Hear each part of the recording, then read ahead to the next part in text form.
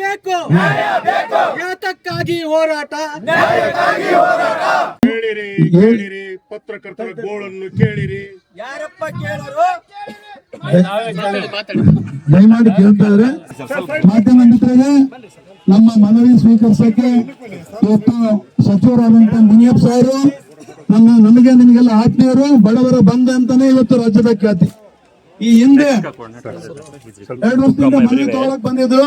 ಅವತ್ತು ನನಗೆ ಪೂರಕವಾಗಿ ಏನ್ ಮಾತು ಕೊಟ್ಟಿದ್ರು, ಆ ಮಾತಿಗೆ ತಕ್ಕಂಗೆ ಗ್ರಾಮಾಂತರ ಬಸ್ ಪಾಸ್ ಏನಾಯ್ತು ಇಂಪ್ಲಿಮೆಂಟ್ ಆಯ್ತು ಇವರೊಂದು ಪ್ರಯತ್ನದಿಂದ. ಅದಕ್ಕೆ ಈ ಸಂದರ್ಭದಲ್ಲಿ ಅವರಿಗೆ ಹೃದಯ ಪೂರ್ವಕವಾಗಿ ಒಂದು ನಮನಗಳನ್ನು ಸಲ್ಲಿಸ್ತಾ ಇದ್ದೀನಿ.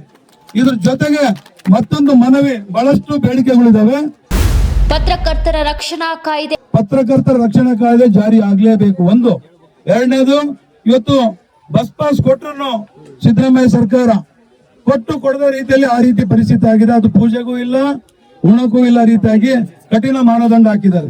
ಮುನಿಯಪ್ಪ ಸರ್ ಅವರಿಗೆ ನಾನು ಮನವಿ ಮಾಡೋದಿಷ್ಟೇ, ಇವತ್ತು ಮಹಿಳೆಯರಿಗೆ ಬರೀ ಆಧಾರ್ ಕೊಟ್ಟರು ರಾಜ್ಯ ಪೂರ್ತಿ ಓಡಾಡ್ತಾರೆ, ಸಂತೋಷ. ಇವತ್ತು ನಮಗೇನಿದೆ ಲೈಸೆನ್ಸ್, ಪತ್ರಕರ್ತರಿಗೆ RNI ನಂಬರ್ ಇದೆ, ಲೈಸೆನ್ಸ್ ಇದೆ, ಅದು ತಗೊಳ್ಳಿ. ನಮ್ ಸಂಚಿಕೆ ಬೇಕಾ ತಗೊಳ್ಳಿ. ಅವನು ತಗೊಂಡ್ಬಿಟ್ಟು ಏನಿದೆ ಕೊಡಂತ ವ್ಯವಸ್ಥೆಗೆ ಕೇವಲ 30 ಲಕ್ಷ ಅನ್ನೋದು ಒಂದು ಸಣ್ಣ ಅಮೌಂಟ್ ಸರ್ಕಾರಕ್ಕೆ. ಇವತ್ತು ಸರ್ಕಾರಕ್ಕೆ ಅವರು ಮುಟ್ಟಿಸ್ತಾರೆ ಕೂಡ, ಮುಟ್ಟಿಸ್ಲೇಬೇಕು. ಒಂದ್ ವೇಳೆ ಮುಟ್ಟಿಸ್ತಾ ಇದ್ರೆ ನಮ್ದು ನಿರಂತರ ಹೋರಾಟ ಇರ್ತದೆ. ಜೊತೆಗೆ ಮುಂದಿನ ತಿಂಗಳಿಂದ ಇವತ್ತು ರಾಜ್ಯ ಸರ್ಕಾರದ ವಿರುದ್ಧ ನಾವೊಂದು ನೋಟಿಸು ಲಾಯರ್ಗಳ ಮುಖಾಂತರ ಕೊಡ್ತೇವೆ ಸಾಹೇಬ್ರೆ. ಅಲ್ಲಿನೂ ಆಗ್ತಾ ಇದ್ರೆ ನಿಮ್ಮ ವಿರುದ್ಧ ರಿಟ್ ಪಿಟಿಷನ್ ಹೈಕೋರ್ಟ್ ಅಲ್ಲಿಯೂ ಆಗ್ತೀವಿ ಅಂತ ನಿಮ್ಮ ಮೂಲಕ ಹೇಳ್ತೀವಿ. ಆದಷ್ಟು ಪತ್ರಕರ್ತ ಅಲ್ಲಿವರೆಗೆ ತಗೊಂಡು ಹೋಗಕ್ಕೆ ಅವಕಾಶ ಮಾಡಿಕೊಡಬಾರ್ದು ಅಂತ ಹೇಳ್ತಾ ಸಾಹೇಬ್ರಿಗೆ ಮನವಿ ಮಾಡ್ತಾ ಇದೀನಿ.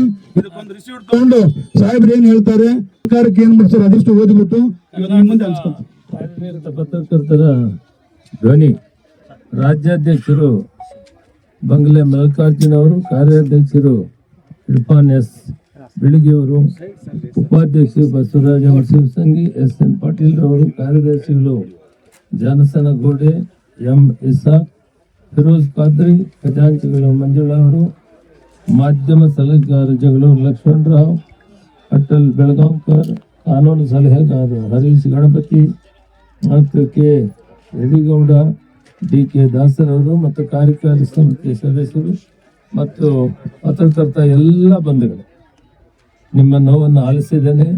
ನಿಮ್ಮ ಅಧ್ಯಕ್ಷರು ಎಲ್ಲವನ್ನು ಹೇಳಿದ್ದಾರೆ. ನನಗೆ ಮುಖ್ಯಮಂತ್ರಿಗಳು ಹೋಗಿ ಅವ್ರ ಸುಖ ತಿಳ್ಕೊಂಡು ಪತ್ರ ತೆಗೆದುಕೊಂಡು ಬನ್ನಿ ಅಂತ ಹೇಳಿದ್ದಾರೆ.